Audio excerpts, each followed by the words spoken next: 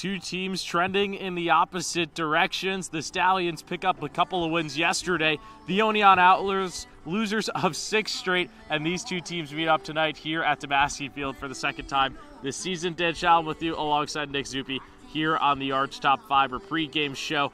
Nick, Stallions with a big couple of wins yesterday gets them 3.5 back in the East and looking to continue that here tonight. Yeah, we're going to start with game 1 over in Mohawk Valley. Up 3-2 going to the bottom of the 9th. Stallions send closer Jake Spindler out on the mound, and he did the job. Put up a scoreless 0 to give the Stallions the win, 3-2. And that was a big game for the Stallions because that originally got postponed. The Stallions had a 3-2 lead on June 19th and then had to finish that game yesterday before starting the second 9. And you mentioned Jake Spindler. He got into a little bit of hot water there in that 9th inning. A couple of walks. Diamond Dogs had the go-ahead run at second base with runners at second and third, but he shut the door with 3 strikeouts. The other game between these two teams in Mohawk Valley ended in a walk-off in favor of Mohawk Valley, so Spindler able to return the favor for the Stallions in that one. And then Saugerties regrouped, took a little 15-minute intermission, and went out there and really played the comeback role in Game 2. They trailed 8-1 in this one, ended up coming out on top 14-11 in what was a 32-hit ball game combined. A lot of season highs for the Stallions last night in Mohawk Valley. Season high in runs, hits, and it was their largest comeback of the season. Like you said, down 8-1, the Stallions offense came alive. That's the grit that we've been waiting to see. 8 extra base hits in that game, and Saugerties with the win comes out with a 2-1 record at Veterans Memorial Park. They will not go back there in the regular season, and big especially for the Stallions to now hop the Diamond Dogs in the PGCBL standings coming into this game. Stallions sit at 3rd. Mohawk Valley now sits at 4th. Stallions trail Amsterdam by 3.5 games with a legit shot to take down the number 1 team. Doubleheader against them tomorrow. And we'll talk about that a little bit more on the broadcast, but Nick, the real reason for the win last night, Justin Ford, and what a day it was for him. 5 for 6 with 4 RBIs. It just felt like Ford played the perfect game. He made a nice play over in left field, 5 for 6, 4 RBIs, a double, a couple runs scored. Justin Ford did everything and more for the Stallions yesterday. And it wasn't just Justin Ford. Jamie Z stayed hot once again. He had a pair of doubles and a 2-run home run. Can't ask for much more out of the kid. And really everybody, 1 through 9, was contributing for the Stallions. All 9 hitters in the Stallions lineup scored, and 8 of the 9 had hits. So like you said, everybody contributed for Saugerties. It was a comeback victory, a gritty comeback win. Our Hannah Tampasses caught up with head coach Colin Martin before the bus ride up here to Oneonta to talk all about that and what's ahead for the Stallions. I'm Hannah Tampasses, and alongside me I have head coach Colin Martin as the Saugerties Stallions head to Oneonta to face the Outlaws. Now last night the Stallions had the biggest comeback of the season, coming back from 8-1. Tell us, what changed? Spaced the game out a little bit. We were behind big, obviously, and then we were able to put up, 1 or 2, and then I think it was a 7 spot. Is that correct? Yeah. A big one. It was just a lot of barrel. It wasn't a lot of free bases. We had some good base running to put pressure and keep moving up, and guys just kind of passed the torch, and everybody chipped in, and it was good to see us have the one big inning where we not only came back to clear the deficit, but took a lead with a little bit of cushion to give Montreal a chance to close it out. Now, Jamie Z won PGCBL Player of the Week, and this is the Stallions' second week having a player win. How proud are you feeling? Good. It's just good to see some of those guys come into their own, especially somebody like Jamie. He's a great worker. He's starting to figure some things out in game settings, which is always nice, and he's caught some good barrel the last few games, and he's strong. He's a tightly wound kid athletically. He's very springy. When he gets extension on it, the ball goes. Now, the Stallions head into a 4-game road stretch. How are you planning to stay fresh? We've got some backups that have arrived and are still arriving, so that's going to be nice to be able to give guys a blow from time to time, get them off their feet. This is the time of the year to do it, typically around the 4th of July. Try to pick a different guy every day to get him off his feet. That means a lot when you're playing every day. But the core group of guys that we've had, they've been grinding. They've been getting after it, playing every single day. So hopefully keep some guys fresh, feeling good, and so far it's worked out. Justin Ford had a day down the other day, came back and had like 5 knocks yesterday. So hopefully we can keep that going. All right, thank you so much and good luck tonight. Always great to hear from head coach Colin Martin, and Nick, the end of that is really the part I want to focus on. Stallions in the midst of what is a 4-game road stretch, 5 if you want to count the mini doubleheader yesterday with a couple at Amsterdam tomorrow. And the biggest thing that head coach Colin Martin was preaching is keep the guys fresh, and they're looking to do that here tonight against an Oneonta team that they have dominated this season. All 4 matchups against Oneonta are wins. The Stallions have yet to drop a game to the Outlaws, and the Outlaws are the only team in the PGCBL that have not beaten the Stallions. Outside of the Stallions, of course, can't play themselves. And the Outlaws have been struggling to get going, 6 straight losses, and last time they came here to Damaski Field, it was close in the beginning, and then Saugerties really pulled away in the 10-4 win. Stallions won 10-4, like you said, but the run differential as a whole in the first 4 games, 39-10. A big reason for that, hitting. The Stallions have 39 hits, Oneonta less than 25, so the hitting has been the key factor for Saugerties. And the Outlaws as well, a negative 43 run differential for them over their last 4 games. It's really been a struggle for them to get going. And for the Stallions, another guy who's really found his footing, and we talked about him a little bit earlier, is Jamie Z. He has been absolutely electric and leads the PGCBL in home runs, just got named PGCBL Player of the Week. He just was named Player of the Week, has 5 home runs, by far and away the leader in that category. He's now homered 3 times in the last 2 games against the Diamond Dogs alone to go with double-digit RBIs this year. He's been exactly what the Stallions have needed, a spark in the top of the lineup. And I think the craziest thing, Nick, is that he only had 4 home runs in high school. He's finding this new power here in the PGCBL. He did have 18 extra base hits, though, so he's finding another power boost in his bat this summer, especially with wood, where he used metal in high school, so the wood is translating to more homers. Head coach Colin Martin saying good wood is all this team needs, and they've been doing that all season long so far. Time to take a look at our PGCBL standings before we get you ready for first pitch here at Damaski Field. Nick, Stallions are hunting, and they got a chance here to really make a run at Amsterdam with the doubleheader tomorrow. They have yet to drop a game against the Outlaws, so a perfect opportunity to pick up a game on the Amsterdam Mohawks, 2.5 going into the doubleheader tomorrow, and then a sweep against the Mohawks. You're only a half a game back of first place, sitting in second if Boonville can drop one game over the next 2 days. And this is Stallions team that's undefeated at Shuttleworth Park so far this season, a perfect 2-0. Should be a fun one tomorrow night, but we got baseball here at Damaski Field. First pitch coming up right after this. Good evening, ladies and gentlemen, and welcome to historic Damaski Field for this evening's Oneonta Outlaws.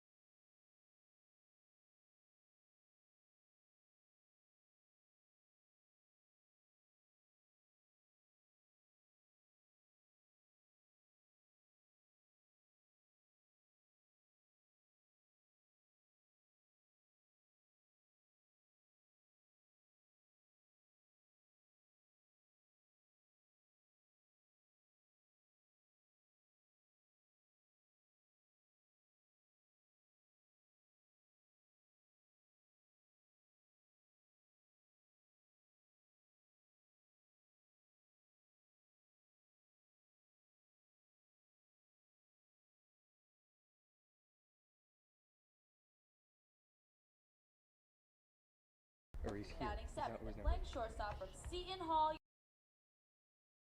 Casey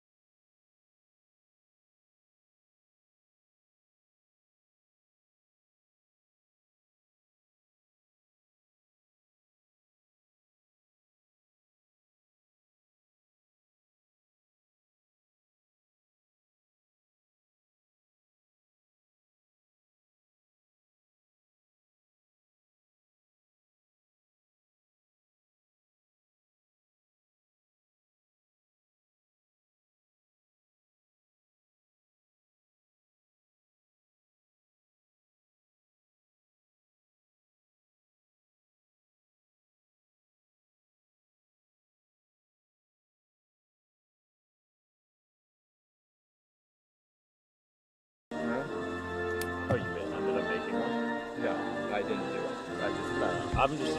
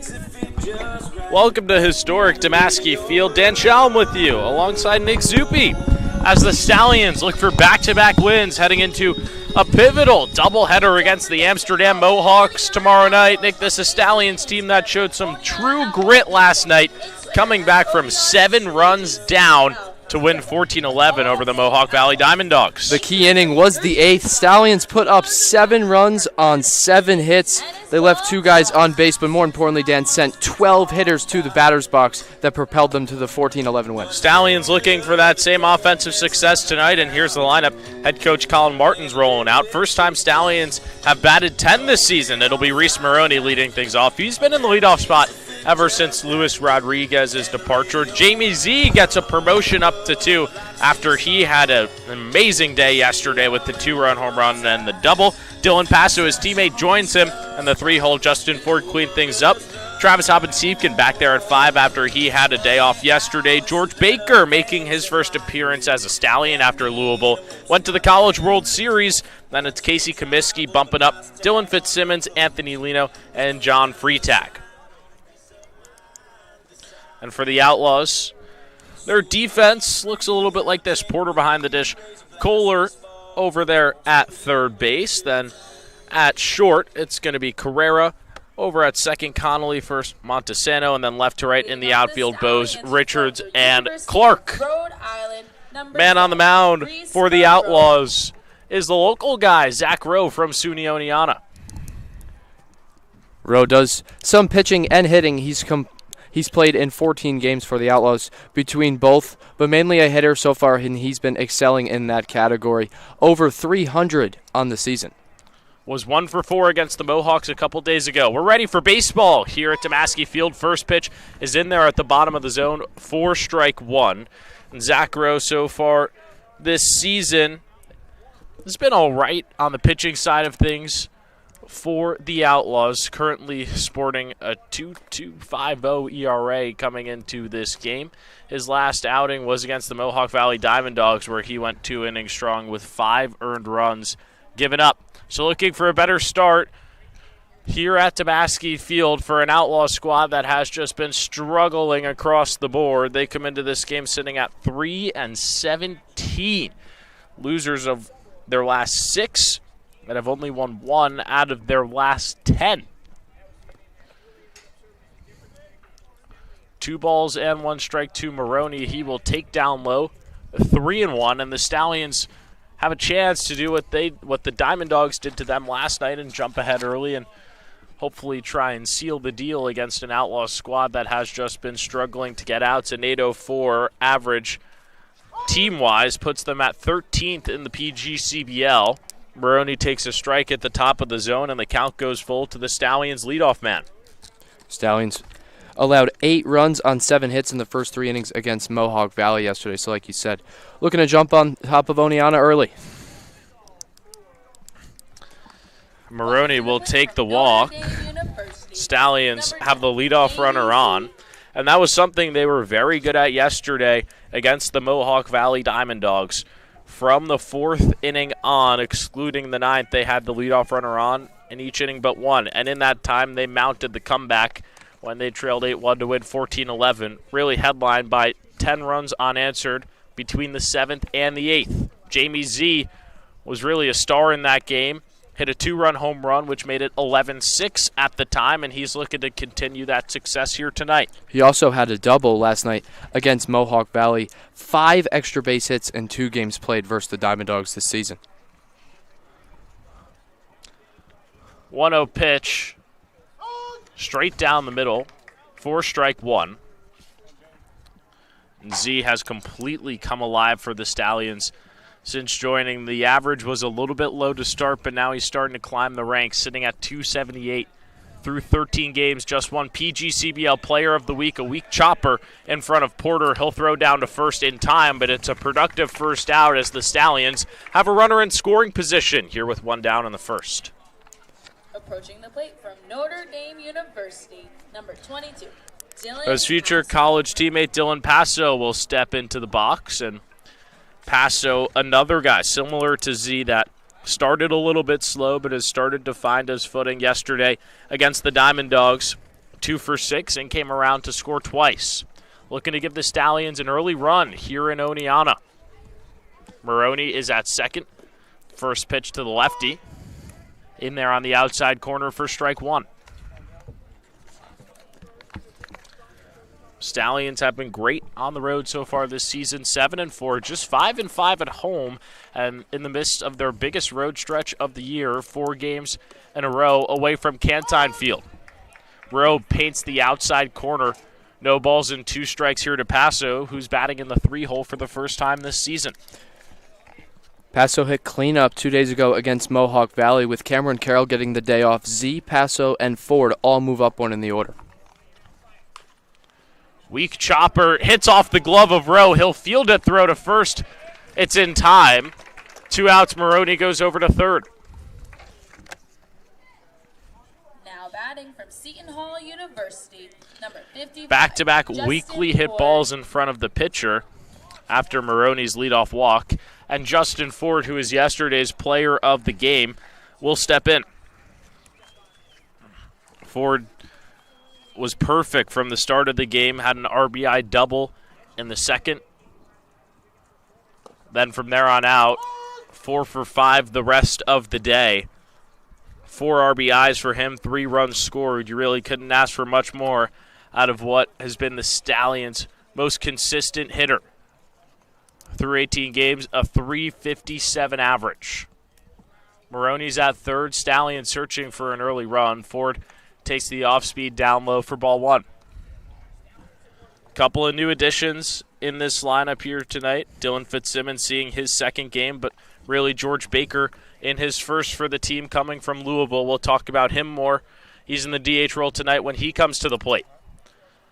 Some depth coming for this team, which is something that they have been desperately lacking. Stallions have lost a couple players over the last week. Nick Croce, Sam Blanco, Gabe Cavazzoni, a couple guys who have gone home for the summer, but some new additions like Baker, like Maroney, will really spark the offense going forward for the rest of the summer. Maroney won the player of the game in his first game, which was here at Damaski Field. Ford takes outside, 3 balls and 1 strike.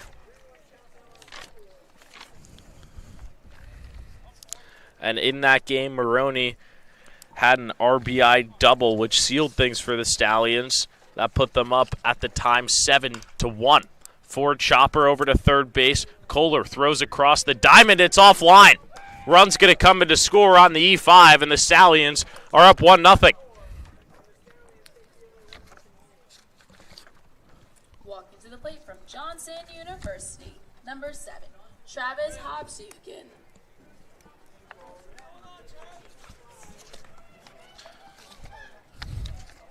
Stallions with a 1-0 lead. Travis Hobsevkin had the day off yesterday. And the Stallions win where they had 18 hits in total. We're still missing one of their biggest sluggers, Hobsevkin, with a .316 average on the season. That's through 20 games. Yesterday was the first game he had not played for Saugerties. Had played in every single one for them before that point. Ford's that first 2 down in the inning. Haben-Siefken fouls it straight back to the screen. No balls and 2 strikes. You mentioned how Haben-Siefken has been a slugger, and he's been exactly that this summer. He's second on the team, home runs, RBIs, and doubles. A guy who has provided power in the Stallions lineup all summer long. Ford gets his lead off of first. Rowe looking to get out of this inning with just 1 run given up. Haben-Siefken a liner to third. Kohler tested again at the hot corner. This time he makes the play. 1 run given up, no hits here in the top of the first. Stallions take the lead here at Damaski Field.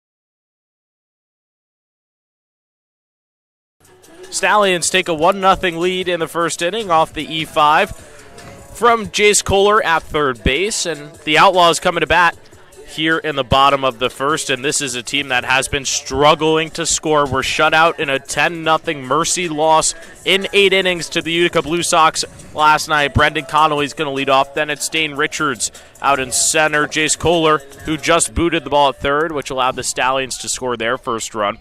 Lenny Montesano in the cleanup spot. Zach Porter, Nathan Bose, Jack Clark, Matthew Carrera, and Ian Wirtz. It's ironic, Nick. We usually see the Outlaws bat 10, but this time it's the Stallions, and Oneonta just with 9 in the lineup. And the defense for the Stallions is Lino behind the dish. That changes from yesterday when Carroll was there. Then on the infield, Z, Comiskey, Maroney, Passo.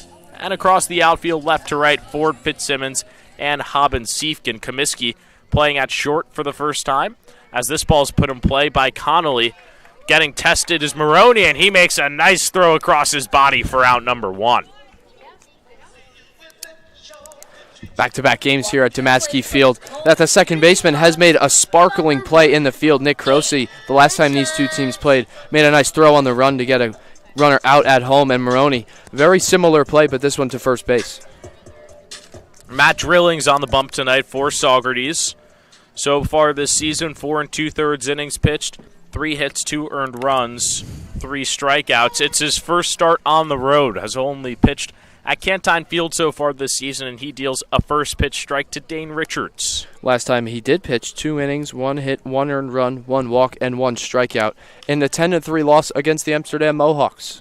Richards flies one down the right field line foul, and Saugerties looking for a little bit more length out of their starter here tonight. Ryan Franklin started yesterday for Saugerties. He only went 1 2/3, giving up 4 hits and 5 earned runs.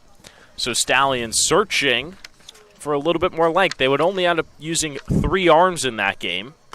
It's the 0-2 from Drilling's misses upstairs, large in part from Montrell Christian coming in for 3 2/3, 2 hits, no earned runs with 5 strikeouts. It was a dominant showing for the big righty. Montrell Christian Jr. did everything and more. It was his longest outing of the season, 3 2/3, and the first time all year where he hadn't allowed a run. The only time he did not allow an earned run was his first appearance against the Diamond Dogs, where he went 2, but that one came around to score on an error. 2-2 pitch from Drillings misses outside, and now Drillings at risk of issuing his first walk of the day here to the 2-hole hitter for the Outlaws. A negative 43 run differential for this offense over the last 10 games. Wins have been hard to come by, although they did put up a good fight against Boonville and Amsterdam, falling 8-7 in both of those games before losing yesterday 10-0 to the Utica Blue Sox. A big reason for that is the pitching. They've allowed 9 runs per game over their last 10, losing 9 of those. This one smacked out into right. Haben Siefkin there to make the play on the line out. And, Nick, that kind of felt like that was the story for the Stallions in their 3-game losing streak. It's not like the offense wasn't putting up numbers. The pitching was just falling apart a little bit.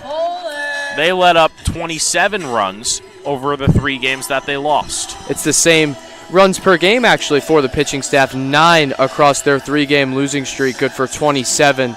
And a minus 12 run differential, but the Stallions getting hot. Winners of 2 games straight against Mohawk Valley yesterday. And those were a big couple of games for Saugerties to pick up. Drillings finds the zone against the 3-hole hitter, Jace Kohler. 2 down here in the bottom of the first. Saugerties looking for a 1-2-3 first inning. Drillings paints the outside corner for strike 2. Putting up a 0 in the first has been hard to come by for this team. Over the last 3, they've let up runs in the first inning, and 2 of them going to be a tough play for Passo. He fields, tosses over to Drillings at first. A nice pitcher fielding practice play there. Some PFP for you in the bottom of the first. Stallions put up a 0 and take a 1-0 lead to the second.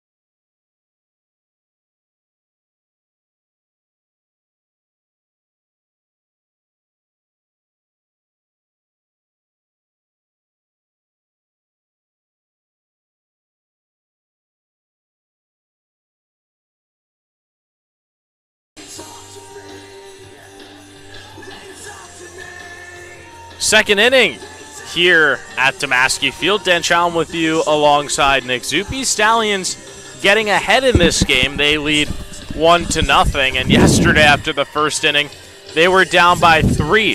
So Saugerties grateful to be in the lead, and they're going to look to add more. Here with George Baker, Casey Comiskey, and Dylan Fitzsimmons coming to the plate. George Baker in his first at-bat as a Stallion. Just completed his sophomore year at Louisville, where he was a part of the team that made the College World Series for the Cardinals, and he played in 27 of those games, starting 15, 5 hits, and 45 at-bats for Mr. Baker. The scouting report on Baker, a rocket of an arm, some pop at the plate, some lefty power, which the Stallions certainly won't complain about. He's got a lefty-on-lefty matchup here against Zach Rowe in his first AB as a Stallion. He'll take a first pitch strike upstairs, and for Louisville, the reason that George Baker was so delayed here coming to Saugerties was because they made the run to Omaha, nearly made it to the College World Series, LSU winning things in the end, but Baker got a lot of big-time experience out there, and the Stallions are hoping that translates here to Saugerties. And Baker is one of 2 Louisville players coming to the Stallions. The other, Griffin Kane, who's yet to arrive, but Baker is the first. Baker loops a ball into left field. Going to be a tough play for Bose. That ball gets down. Baker with a stand-up double and his first plate appearance as a Stallion. Welcome to Saugerties. Back-to-back games now where the Stallions have had somebody making their debut have an extra base hit in their first AB. Dylan Fitzsimmons yesterday against Mohawk Valley had an RBI double in his first plate appearance as a Stallion. Baker with 2 doubles this past season at Louisville gets his first as a Stallion, and for back-to-back innings, Saugerties has a runner in scoring position. Bo's a little bit shaken up out there in left field. After that play, he's just taking a second to get himself settled. Went full extension for that ball, and it bounced right past him. Just making sure that arm is okay. But, Nick, for the Stallions, Casey Comiskey at the plate, and Comiskey has really been a guy who's found it over the last few games after that 2 for 25 stretch. He had 5 hits in his first 14 games, but now his batting average is up almost 150 points from 056 to 242. Comiskey searching for an RBI. Here in the second, Stallions plated 1 in the first off the E5. Comiskey chops a ball over to second base. Throw to first is in time by Connolly. A productive first out. Baker now at third, and the Stallions just need a ball to the outfield from Dylan Fitzsimmons to take a 2-0 lead.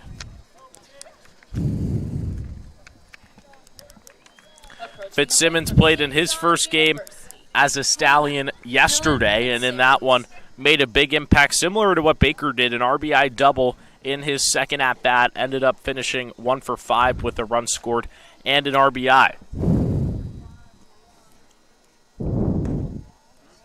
First pitch from Rowe misses upstairs. And extra bases is Fitzsimmons is very familiar with extra bases. 47 doubles and homers combined in high school. And he is an incoming freshman headed to St. John's next season out of Morris Knowles High School in New Jersey. Going to be future teammates with former Stallion Luis Rodriguez. And a lot of Big East players on this team overall for Saugerties. 2-0 count to Fitzsimmons. He takes a big cut and a miss for strike 1.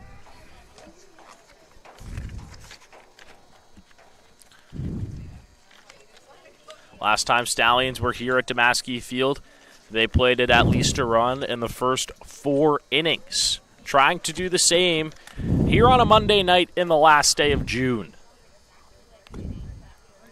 Breaker in there for strike 2, and Fitzsimmons has got to go to work now in a 2-2 count. Fitzsimmons struck out 3 times last night, 1 strike away from doing so once more here in the top of the second. Rowe looking for strikeout number 20 on the year. He misses down low, and the count goes full.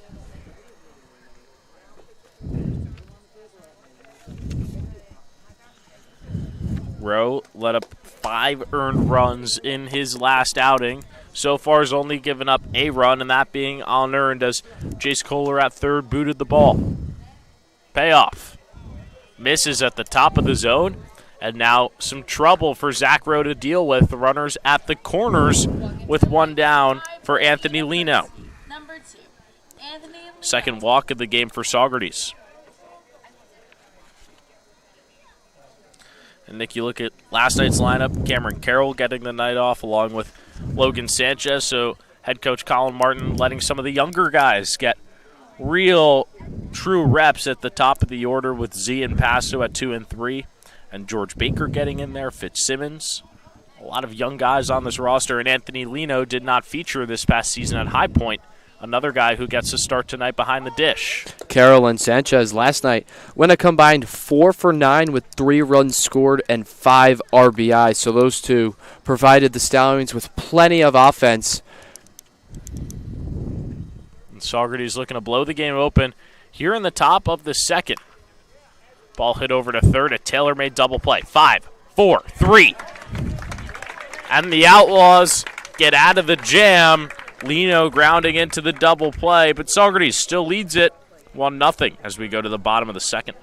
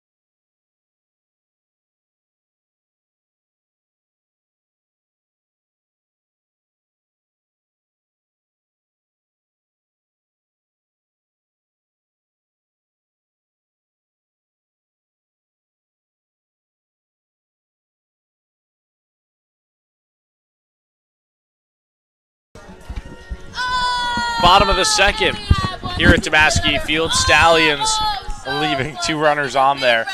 In the top of the second after Anthony Lino grounded into a 5-4-3 double play. But for Matt Drillings in the bottom of the first, worked very efficiently.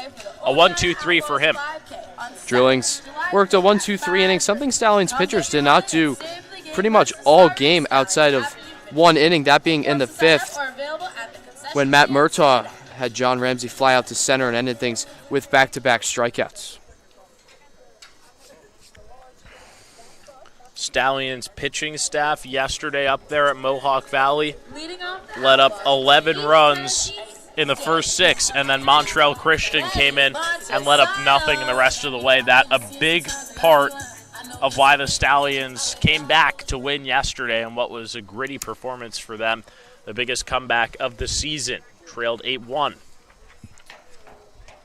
Lenny Montesano at the dish now, the first baseman. Takes a first pitch strike from Drillings, who's looked very sharp to start this outing.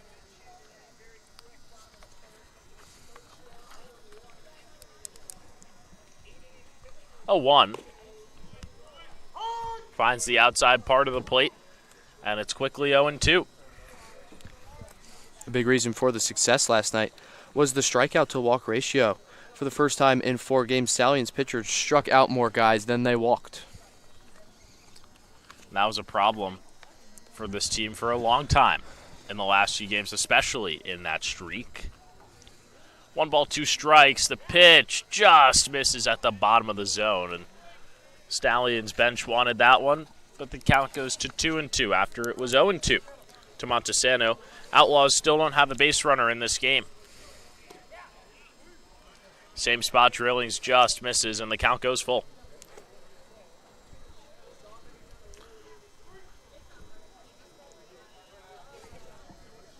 Payoff. Strike 3, and he rings him up. Lino dropped the ball.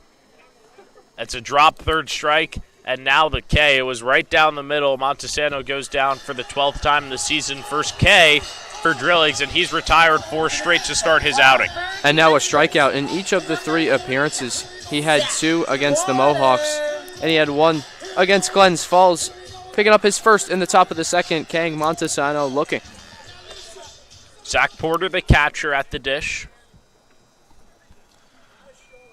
Porter, second highest average on the team, a 296 through 18 games, takes the first pitch strike, and that is a rarity for this team. The Outlaws as a squad only have 1 hitter above 300, and that is Jace Kohler, who grounded out over Topasso at first. And for a second consecutive batter, Drillings is ahead, no balls and 2 strikes. And then they only have 1 home run as a team, courtesy of Jack Clark. Drillings misses on the outside corner. 1 ball, 2 strikes, 1 down here in the bottom of the second. Stallions leading by 1. They got their lone run in the top of the first. Here's the pitch. Smacked over to short. Comiskey fields cleanly, makes the play. 2 quick outs to start things here in the bottom of the second.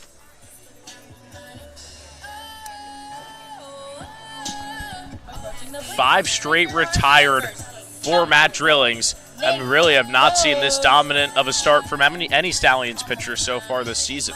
At no point last game did a Stallions pitcher retire 5 in a row. Drillings does so in his first 5 hitters he faces.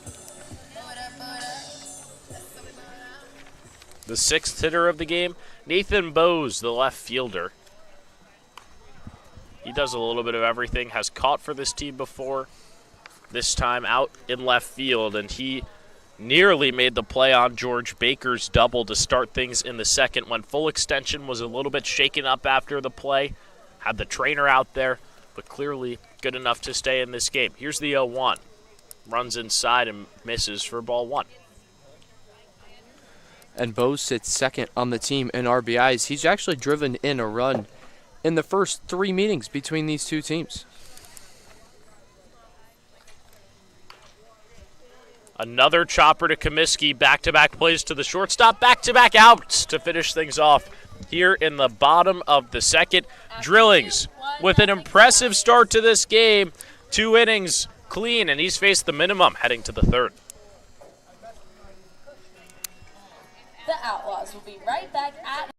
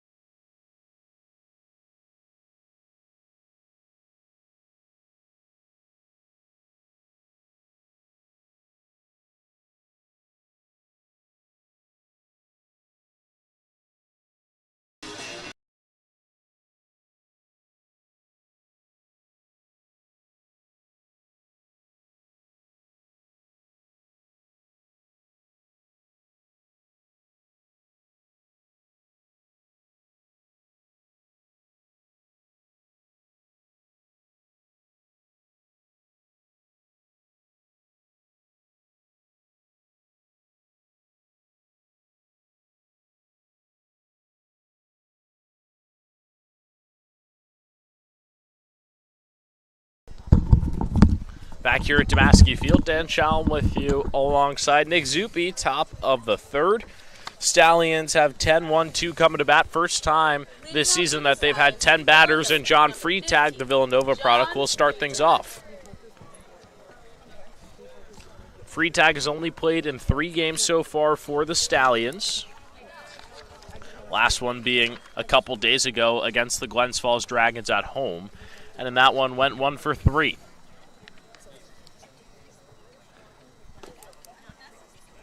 Fastball misses inside, 4-1. Zach Rowe out there for his third inning of work. He's only let up 1 run so far, that being unearned in the first. Stallions had runners at the corners in the second with 1 out before Anthony Lino grounded into a 5-4-3 double play. Freitag fouls it off. It's 1-1. And Rowe only allowed 21 earned runs across 42 and a third innings pitched for Oneonta this past spring.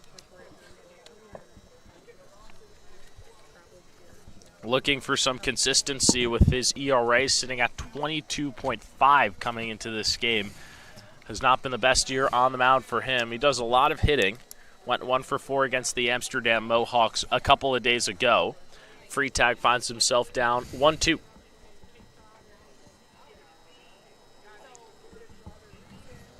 Stallions searching for what would be a 5th straight win against the Outlaws this season. They are undefeated against Oneonta coming into this game. 1-2 sails over Freitag's head, nearly nabs him. The count's 2-2, and overall it's just been a disaster season for Oneonta, 3-17 on the year. This being their 21st game overall as we near the halfway point of the PGCBL season, and this for a team that was the last squad in the playoffs last year. They were the 6th seed, fell in the first round to Mohawk Valley, but they still made it there, and they seem a long ways from that same success here in 2025. And it's been on the road that they really have struggled. 1-12 on the road compared to 2-5 at home. Here's the payoff. A looper into left field. Bose coming in. It's going to drop. A leadoff single here for John Freitag to start off things in the top of the third. Stallions now have had the leadoff runner on in the first 3 innings after the Freitag single. Top of the order here for the Stallions, Reese Maroney coming to the plate. And Nick, just to go back to your previous point, the schedule makers for the PGCBL not being very friendly to the Outlaws. They've played 13 games on the road and just 7 here at home, so nearly double away from Damaski Field. And the Stallions in somewhat of the same stretch right now. They have played 11 games on the road, only 10 at Cantine Field. They'll play 2 more outside of this one before going back to Cantine, so that number will get pushed all the way up to 14.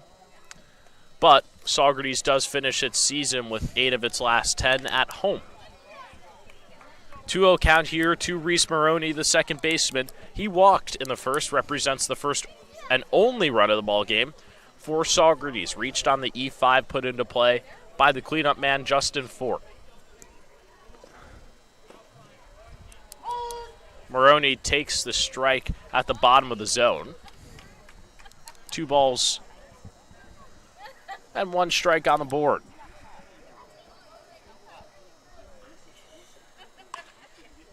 Chopper over to short. Going to be another double play opportunity, and the Outlaws turn it. 6-4, 3-second consecutive double play. Excuse me, safe call at first. It looked like from our angle that At the plate from he was out, but Maroney does beat it out, so it's a fielder's choice when it's all said and done. And Jamie Z now has a chance to drive in a run, given how much extra base hits he's been hitting here with 1 out in the top of the third. The Stallions as a whole have been hitting the ball 4 extra bases, 17 over their last 4 games. They now sit in second in that category in the PGCBL, but first out of Eastern Conference teams. Maroney grounding into the 6-4 fielder's choice. Outlaws couldn't complete the double play. They rung up Lena to end things off in the second.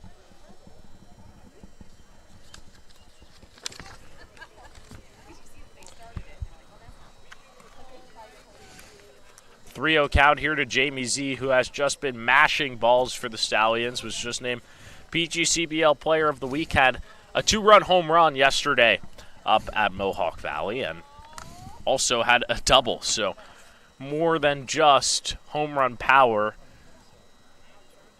He takes the 3-0 down the middle, and it got to the point, Nick, where head coach Steve Luby for the Diamond Dogs intentionally walked Z yesterday in that inning in the 8th, where the Stallions put up 7. It came back to bite him, though. Dylan Passo followed Z's walk with a single and continued to pass the torch in the lineup. This might be the double play. Connolly to Carrera over to first. Back-to-back fielders' choices. Stallions grounding a lot of balls to the middle infielders. Dylan Passo will get a chance after the 4-6 fielder's choice.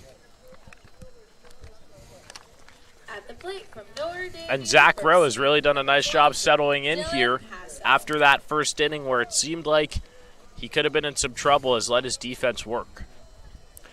Passo takes the off-speed upstairs for ball 1.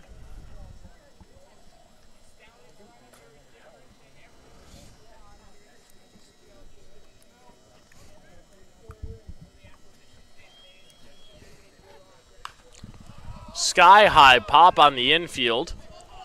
Kohler calling for it. He makes the play. After the leadoff single from John Freitag, Stallions held to nothing here in the top half of the third, but still lead 1-0. Going into the bottom of the third, 1-0 Stallions.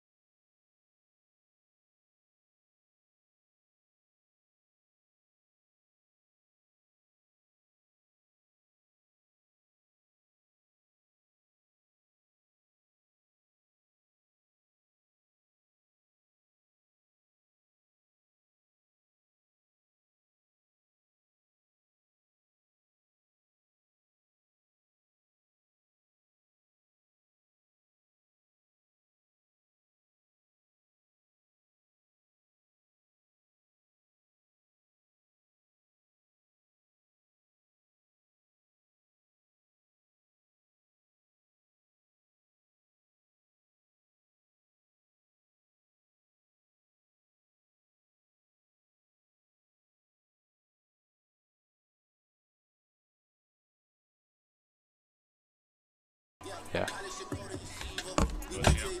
Mocho, last time he pitched.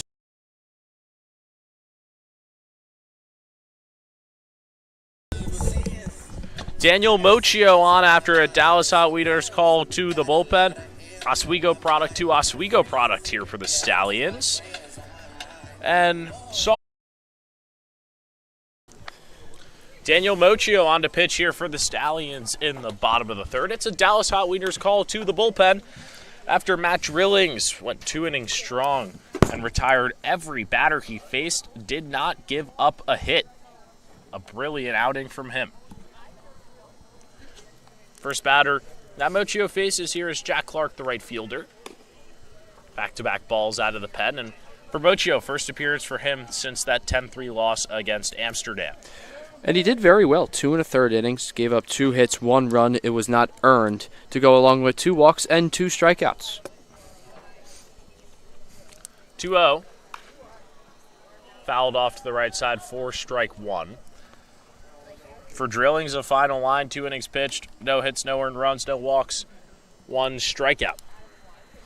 Really couldn't ask for much more out of your starter, and it seems like the Stallions have reverted a little bit from letting their guys be stretched out a little bit, going 4 or 5 innings to now back-to-back games where their starter hasn't gone more than 2 innings. They had a stretch where 5 consecutive starting pitchers went at least 4 innings. 4 of those went 5. Virgil Heath was the only one that did not. He went 4, but only allowed 1 run.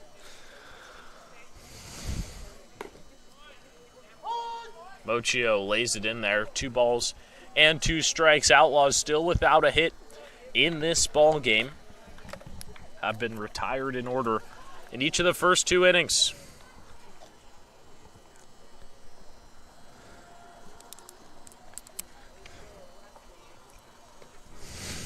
Two-two offering.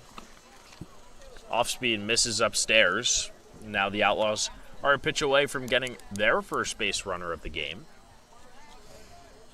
Clark, the 3rd best hitter by average on this team at .288 through 17 games played. Looking to spark the Outlaws here in the bottom of the 3rd. Ball's fouled straight back to the screen. And despite the numbers, Nick, this is an Outlaws team that's played some competitive baseball over the last few games. 1-run losses to the top 2 teams in the PGCBL, Amsterdam and Boonville, but not yesterday. Lost 10-0 to Utica Mercy in 8 innings. Amsterdam taking a trip up there to Utica, and they have not won there this season. Clark works the walk. First base runner of the game for the Outlaws. So the perfect game has disappeared. Any slight chance at that. No hitter still intact. Matthew Carrera, the shortstop, coming to the plate.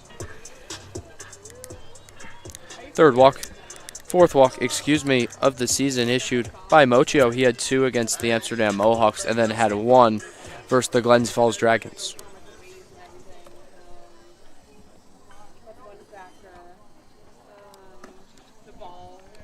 Carrera trying to lay down the bunt. Oneonta looking to manufacture some offense as they have not scratched across a run in this ball game, and Clark represents the first base runner of the game.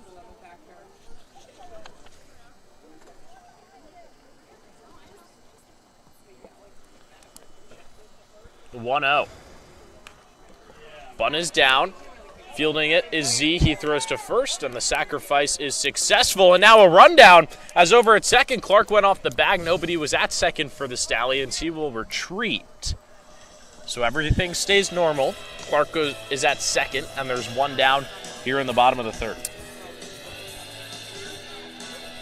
Almost some chaos there as the Stallions had to scramble to cover 3rd base. In that game against the Blue Sox yesterday, the Outlaws with just 4 hits. And all 4 of those hits coming outside of their top 7. Ian Wirtz, the DH, cuts and misses for strike 1. He went 0 for 4 last night with the strikeout. Lenny Montesano is the only guy in the lineup tonight for the Outlaws that got a hit in their most recent loss to Utica. Makes sense why they made some personnel switches after last night's outing at Donovan Stadium.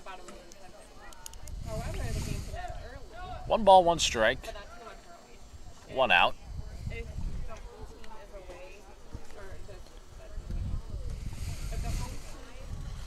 Outlaws with their first runner in scoring position here in the bottom of the third. 1-1. Mochio a strike away from his first K of the ball game. And Mochio has loved the strikeout stuff. 6 strikeouts through his first 4 2/3 innings pitched in the summer of 2025 as a Stallion. And nobody was looking over there. This is a mess for the Stallions. Clark is going to come home to score. He got a massive jump off of Mochio. He didn't even realize.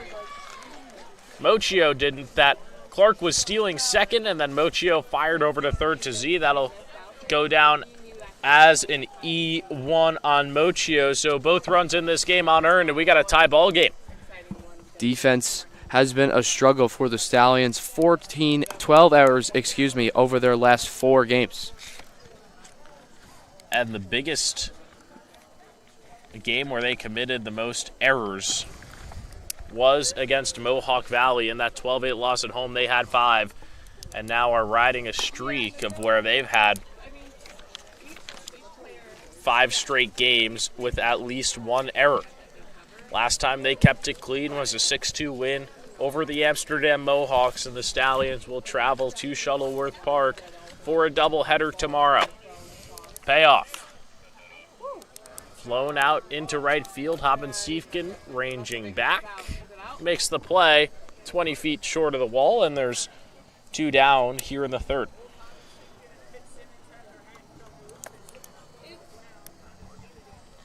Top of the order for the Outlaws, Brendan Connolly coming to the dish. He grounded out over to second base to start the game for Oneonta offensively.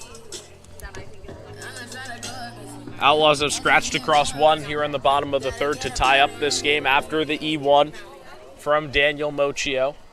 Clark stole third base and then came home on the overthrow. Lefty on lefty here to the Outlaw leadoff man. He takes a first pitch strike.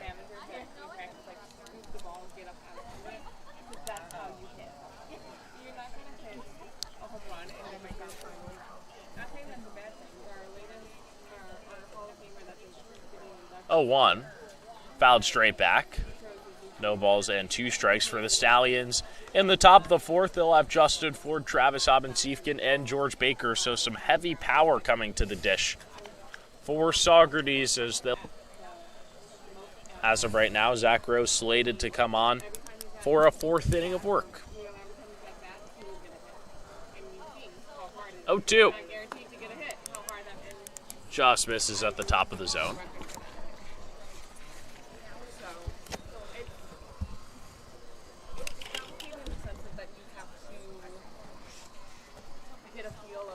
One ball, 2 strikes, 2 outs.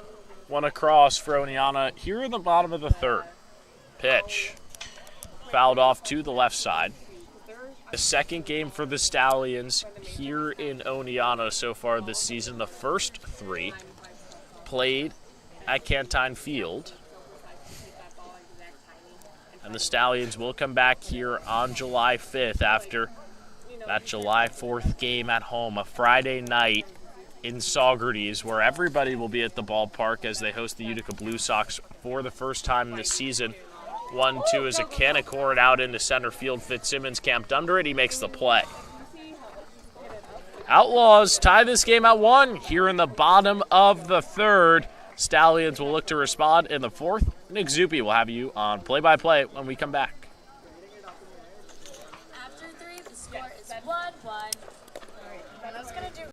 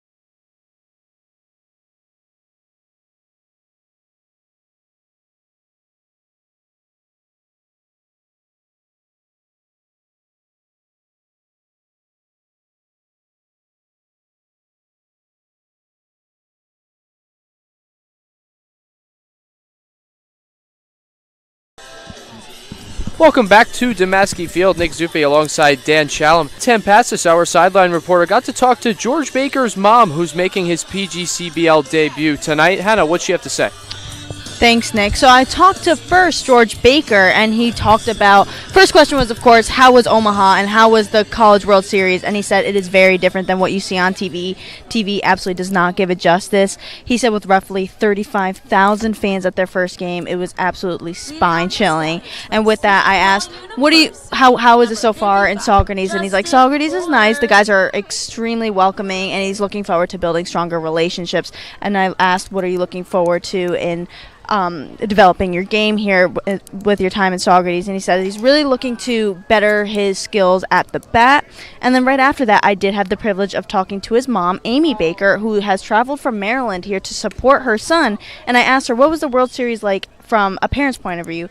And she was like, it's absolutely electric and surreal, and it's something that you can only dream about, to support your kid in such a big moment like that. And she's really looking forward to his time at the Stallions, about just having fun, enjoying the experience, and of course getting stronger and becoming a better player. Awesome to hear that, Hannah. Now I'm just curious, after Louisville dropped an 11-3 game to Coastal Carolina in the Final Four of the Men's College World Series, did George elaborate at all about how it will be translating from the College World Series that ran into the second week of June and then hopping into summer in June?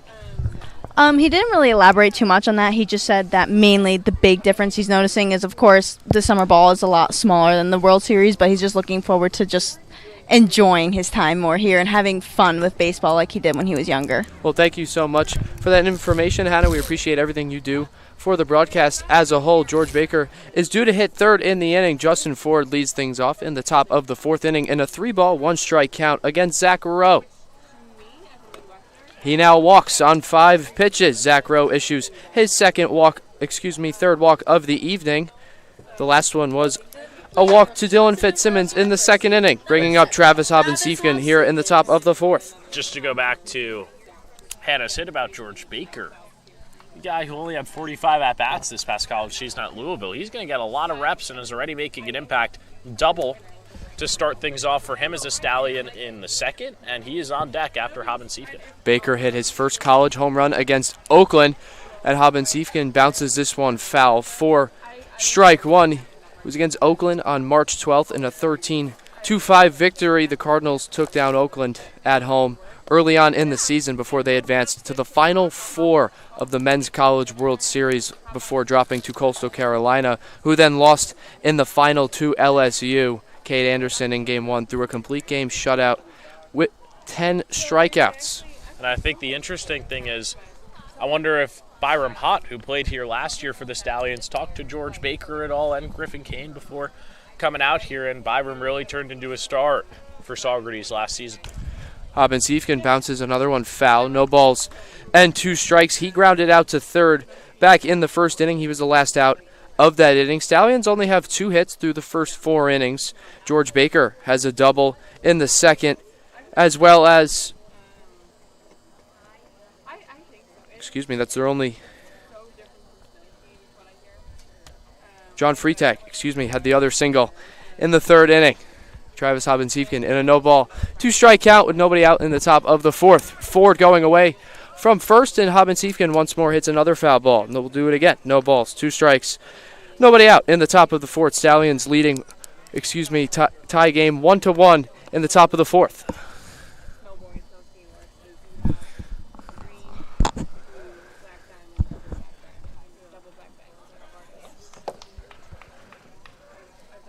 The 0-2 from Rowe. Big breaking ball misses into the lefty batter's box. 1 ball and 2 strikes. Rowe does not have a strikeout through his first 3+ innings here tonight. Has 19 coming into his appearance as an Outlaw tonight. Ford over at first. He walked to start the inning. The 1-2. It's a high fly ball out to left field. Underneath it is Nathan Bowes over at left. He will make the play for the first out in the inning. Got George Baker coming to the plate now. Had a double into left field in his first plate appearance, and going to try and muster up some more of that lefty power. Maybe a situation here where you throw the hit and run on with Ford, who already tried to steal in Hobbins-Siefken's at-bat. Baker went 5 for 45 for the Louisville Cardinals, but 3 of those were for extra bases. He had a home run and 2 doubles in his time as a Cardinal this past spring, who made it to the College World Series. He takes on the outside corner for strike one. In the second inning, he started off the inning actually with a double. The Stallions now have had the leadoff runner on in the first 4. Justin Ford is over there after he walked to start things. The 0-1 from Rowe is once more a fastball on the outside corner. That's a strike, so now back-to-back hitters, where Rowe has gotten ahead 0-2 after a leadoff walk to Ford. Baker at a little bit of a disadvantage here with Rowe being the lefty. Got to go to work here. The 0-2 from Rowe misses way outside all the way into the right-handed batter's box. Rowe fell off to the third base side of the mound. Stallions scored one run in the first. Reese Maroney came around to score. He reached by way of a walk, and then Justin Ford knocked him in after third baseman Kohler made an E5. Throw down to second after Ford started and stopped over there at first. 2 balls and 2 strikes now on Baker. You can see head coach Colin Martin give a thumbs up over to Ford after that. The Stallions want to try and force the Outlaws to make errors, and if that ball goes into the outfield, Ford gets a free second base. Coach Colin Martin acting as the third base coach in back-to-back games without Ron Kelder. The 2-2 is fouled away. We'll do it again. 2 balls, 2 strikes, 1 out. Top of the 4th inning. 7th pitch from Rowe to Baker coming up. He's 1 for 1 this game and on the season. Doubled in the second. The Louisville product just finished his sophomore year for a team that made the Men's College World Series. The 2-2 popped up foul over on the third base side. This will be in play. Kohler on the run, and it will land off the netting. 3 foul balls now and a 2-strike count from Baker. He gets another shot here. You can tell he's getting close. Couple of foul balls for him has been disciplined. Rose tried to get him to chase on the slider going away from him, and that's the biggest thing that lefties usually get tripped up on, is chasing the ball that goes across from them. But Baker's stayed disciplined, and over the last couple of pitches, Justin Ford has started to run off of first and stay there. So I'm interested to see when he actually goes. It seems like the Stallions are just trying to mess with Porter and Rowe a little bit. Baker stayed through the ball his last time in the batter's box, doubled, like we said a couple of times. It was a breaking ball in the outside corner that he flicked out into left field for extra bases. Ford now away at first, and this one will get past the catcher, Porter, so Ford gets to advance for free to second base. Stallions now have a runner in scoring position, 1 out. George Baker in a full count. Zach Rowe out on the mound through 3, and a third innings, giving up 2 hits, 1 unearned run.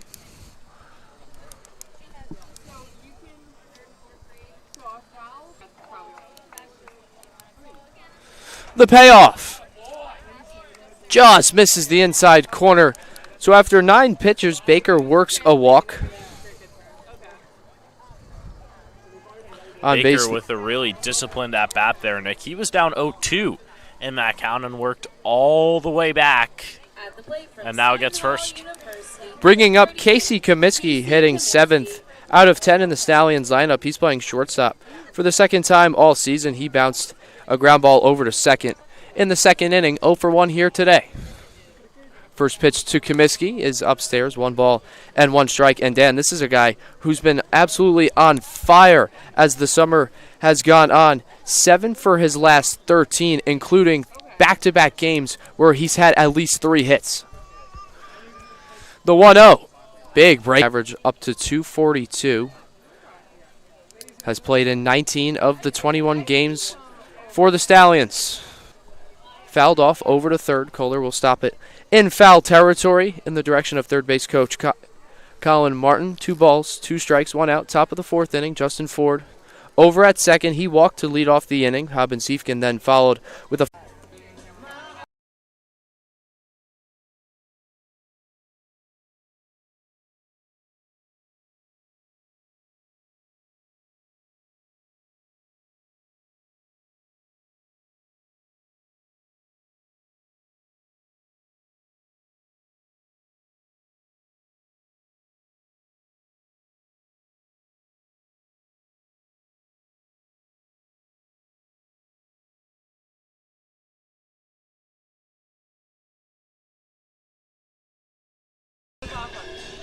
Welcome back to Damaski Field. Nick Zuppi alongside Dan Challen. We apologize for the technical difficulty. Stallions have played a 3 in the inning. Casey Comiskey knocked in 2 with a 2 RBI triple off of Zach Rowe. He now exits after allowing Casey Comiskey to score on the pass ball in a plate appearance that led to a walk for Anthony Lino, bringing on David Denton, making his 6th appearance as an Outlaw this season. And David Denton so far this year, an 8.25 ERA for him in 12 innings pitched. So just the guy the Stallions want on the mound, now leading by 3. First batter he greets is the extra hitter here tonight, John Freitag. He had the second hit of the game for Saugerties back in the 3rd inning, a single, and then he was stranded over at 3rd. Takes upstairs. 1 ball and 1 strike from Denton.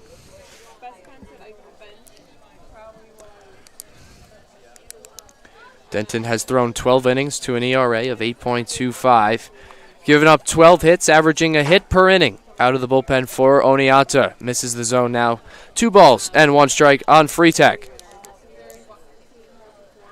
Freitag has now had a hit in every game. In 3 of the 4 games he's played in as a Stallion. Went 1 for 3 in his last game against Mohawk Valley at Cantine. In the 12-8 loss, Denton checks over to first. Lino, the base runner, after he walked. That walk knocked out Zach Rowe, who went 3 2/3, gave up 3 earned runs, 4 runs total, with Lino being his responsibility. The 2-1 pitch, lined back to the netting behind home plate from Freitag. Denton 1 strike away from mending things in the top of the 4th. Stallions have already plated 3. Ford walked to start things off. Abensiefken then flew out to left. Baker then followed him with a walk. Comiskey, the big swing of the inning, a 2 RBI triple. Fitzsimmons went down swinging with Comiskey over at 3rd, and then Lino walked right before Comiskey came around to score. 3 balls and 2 strikes with 2 outs now. In the top of the 4th, Lino will be away from first.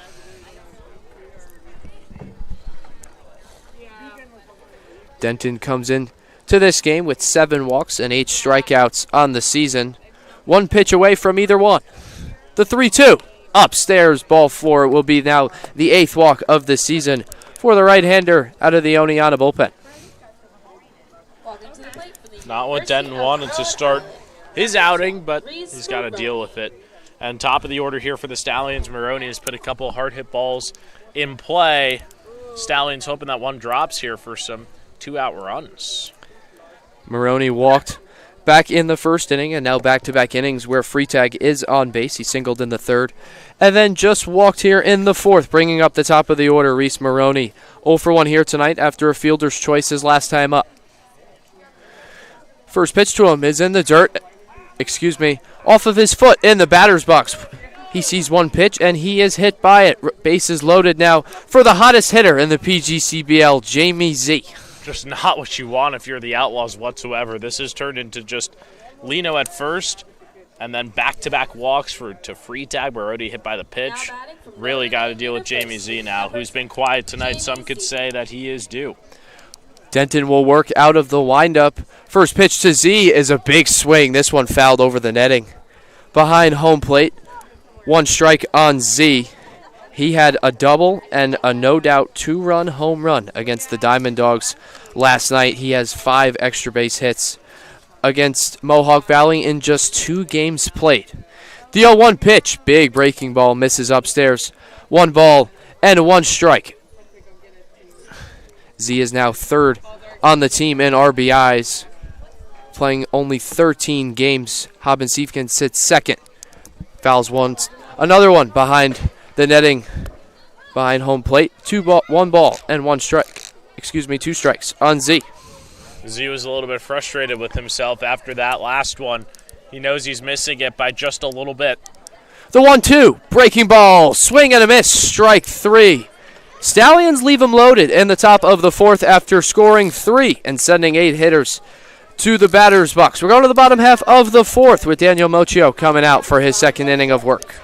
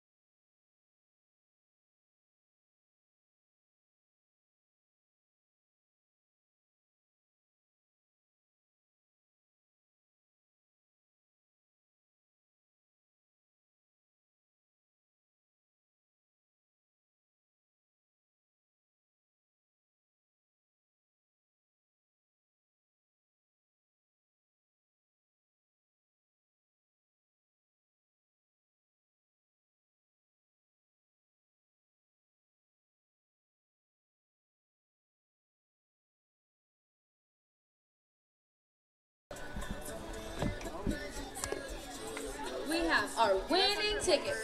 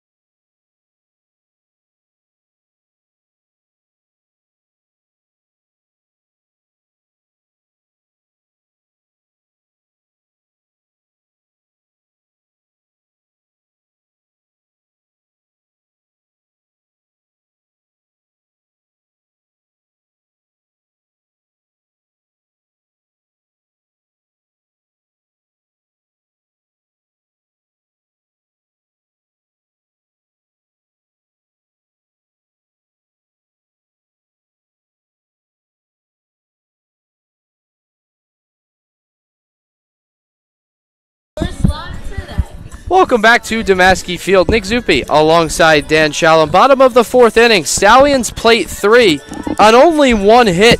The lone hit in the inning was a 2 RBI triple from Casey Comiskey. Now, he has one of those in 2 of his last 3 games. The other one coming in a 10-3 loss against the Amsterdam Mohawks. But his hit was pivotal at the time. That swing made it a 4-3 game before Amsterdam ran away with it in the latter half of the game. Daniel Mochio out on the mound for the Stallions in relief of Matt Drillings, who threw 6 perfect.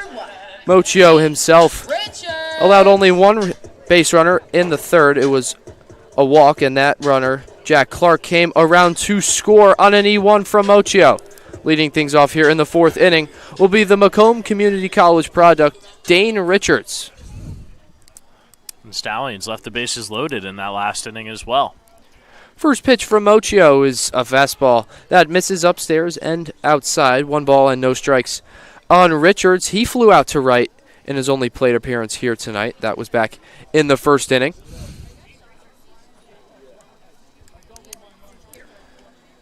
Mochio fires and misses with the breaking ball. 2 balls and no strikes. Through 5 1/3 innings now, Mochio has only allowed 5 hits and 1 earned run. He's given up 3 runs, 2 of those unearned, including the one here tonight. Fires in a strike. 2 balls and 1 strike now on Richards. 86-mile-per-hour fastball coming in there from Mochio.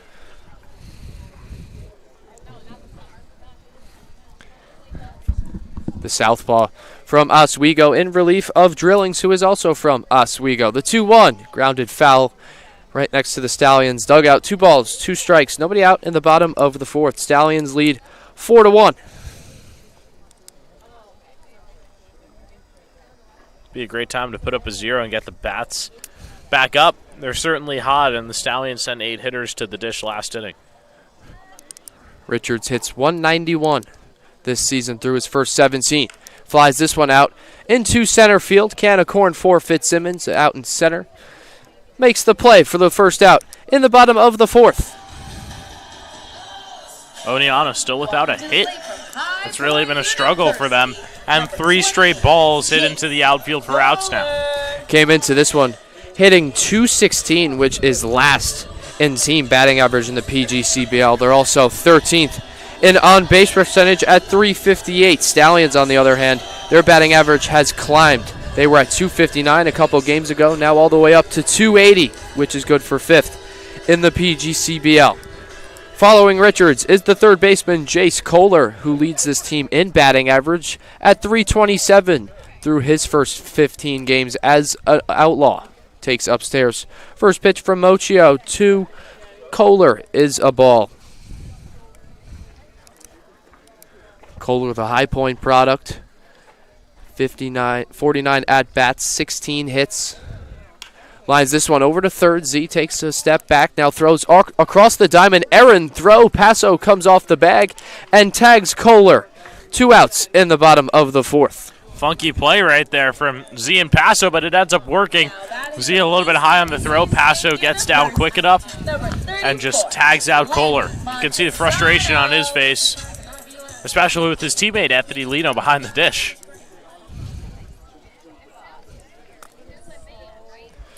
Following Kohler will be Lenny Montesano playing first base here tonight. He went down looking in his only plate appearance in the second. Swings and misses. 4 strike one here in the fourth. Daniel Mochio has retired 5 of the first 6 hitters he has faced. In a no ball, 1 strike count. Kicks and fires. Swing and a miss from Montesano. Now no balls and 2 strikes. He is the only guy in the Outlaw lineup, Dan, that got a hit last night against Utica that is in the lineup here tonight against the Stallions. They only finished with 4. Was an offensive struggle for them last night up there in Utica. The 0-2 just misses the outside corner with the fastball. 1 ball and 2 strikes. Mochio 1 strike away from picking up his first strikeout here tonight. Matt Drillings did not have a K either through his first 2 innings, so it'll be the first strikeout for Stallions pitcher. The 1-2 pitch. Swing and a miss. Strike 3. Montesano goes down swinging. We're going to the top half of the 5th. Stallions leading 4-1 without giving up a hit through the first 4.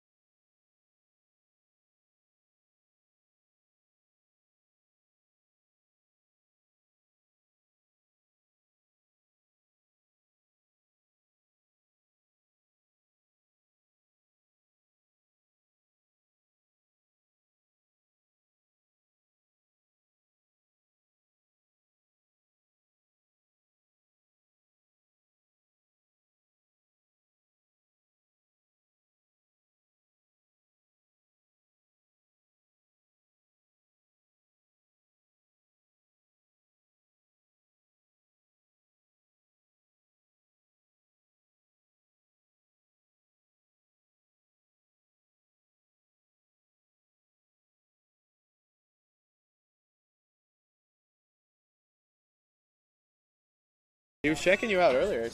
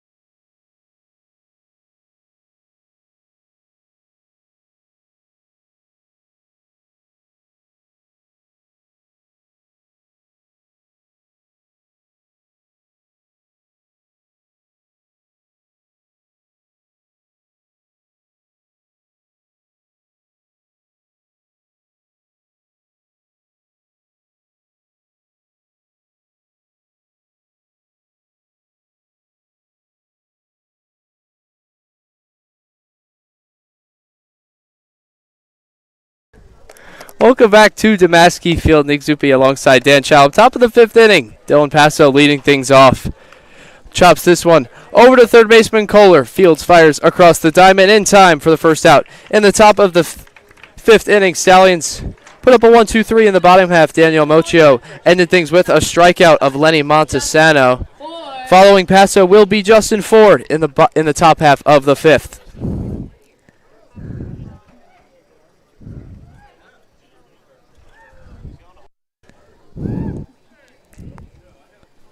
Ford here tonight, 0 for 1, reached base on an error in the first and walked. He takes strike 1. Ford played almost the perfect game last night against Mohawk Valley, was player of the game, 5 for 6, multiple RBIs, multiple runs scored, and also a stolen base. The 0-1 from Denton just misses low.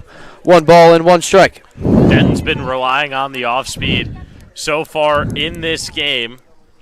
You could see it there. Ford took it at the top of the zone and then tried to go down low. Was called for a ball, and he goes right back to it here. Kohler fields over in the hole, fires across the diamond, and Montesano makes the nice scoop over at first base. 2 outs, 2 ground outs to third for the Stallions in the top of the 5th. After back-to-back groundouts, Travis Hobbins-Siefken now steps into the batter's box for his third plate appearance. Hobbins-Siefken hitting 5th in the Stallions lineup, who are hitting 10 for the first time all summer. John Freitag is the extra hitter, and he's been on base twice.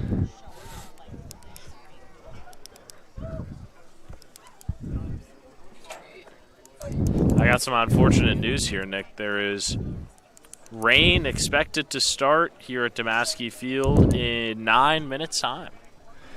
Clouds have gone dark. In the top of the 5th inning, Hobbins-Siefken chops this one foul. 1 ball and 1 strike. He's 0 for 2 here tonight. He hit a ground ball over to first. That ended the first inning and flew out to left in the 4th. In between Ford and Baker walks.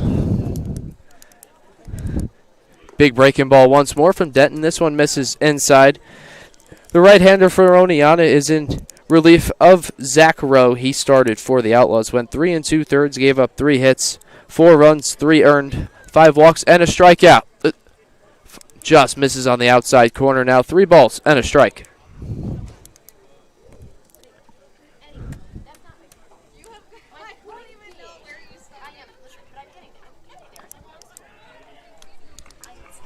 Five-pitch walk to Hobbins-Siefken. Stallions have now a base runner in every inning, this being the only one where they did not have the leadoff runner on. George Baker now steps up to the dish, where he has yet to be retired. A double in the 2nd and a walk in the 4th. 27. George Baker. Dan, the clouds really have gone dark here in the top of the 5th at Damaski Field. Rain only moments away. First pitch to Baker is a fly ball into short center field. The shortstop Carrera calls everybody off and will make the play to retire the side. Stallions have a base runner with 2 outs, that being a walk to Hobbins-Siefken. But the Stallions now coming out to pitch in the bottom half of the 5th, leading 4-1.